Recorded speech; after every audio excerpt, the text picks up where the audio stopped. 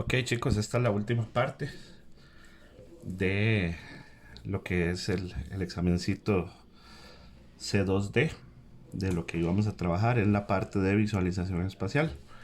Van a ver que esta parte es muy sencilla, no como lo que hemos trabajado de cálculo de áreas, volúmenes, todo eso. Dice, considere la siguiente figura que representa una esfera cuyos puntos Q, P y N están en su superficie. Además, C es el centro de la circunferencia y los puntos Q, C y P son colineales. ¿Ok? Recuerden que los puntos colineales son los puntos que están en una misma recta o un mismo segmento. Entonces, en este caso, el Q, el C y el P son puntos colineales y pertenecen al diámetro, que ese diámetro, al ser esta la circunferencia máxima que coincide con el centro de la esfera, ¿verdad? Porque aquí nos dice que C es el centro de la esfera, entonces esta sería la circunferencia máxima. Dice, de acuerdo con la información de la figura anterior, considere las siguientes proposiciones. CP es un diámetro. Si ustedes observan, el segmento CP sería el segmento que va del centro a esta parte de la esfera, ¿verdad? A un punto de la esfera. Por lo tanto, esto es un radio, no es una esfera. Esta proposición sería falsa, ¿verdad? No es un diámetro, es un radio.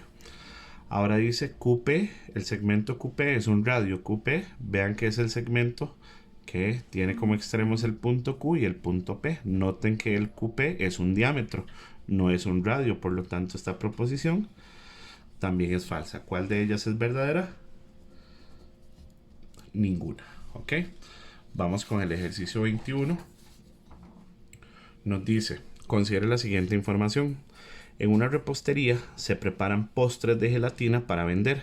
Se utiliza un recipiente con forma de cilindro circular recto como el que muestra la figura, donde A, B y C son puntos de la superficie del recipiente y O es el centro de una de sus bases. ¿Ok? Aquí tenemos el cilindro y nos dice, considere las siguientes proposiciones. OC es la altura del recipiente. Si ustedes logran observar, OC sería esta distancia que nos están diciendo. ¿Eso será la altura? ¿Eso que yo delineé? Bueno, por supuesto que no. Recuerden que la definición de altura es la distancia que va del centro de una base hasta el centro de otra base, ¿verdad? Esto no sería la altura, por lo tanto esta proposición es falsa. Y ahora nos dice el segmento OG, que sería este de acá. Nos dice que si OG corresponde al radio del recipiente. Eso es falso también, ¿verdad? Recuerden que el radio sería el radio de las bases. Eso no es un radio, por lo tanto esta proposición también es falsa. ¿Cuáles son verdaderas? Ninguna, ¿verdad? Ok. Vamos con el ejercicio 22. Nos dice una esfera sólida de madera es cortada por un carpintero para colocar sobre una superficie plana, conformando dos partes, según se muestra en la siguiente figura. De acuerdo con la información de la figura anterior, se cumple que el borde de la sección plana identificada con el número 1 corresponde a, y entonces el borde de esta figura sería esto de acá. Recuerden que la esfera, no importaba cómo se intersecara con un plano, qué corte se le hacía, siempre íbamos a obtener una circunferencia. Eso es una parte más teórica, ¿verdad? Entonces sería la opción C. Vamos con el ejercicio 23.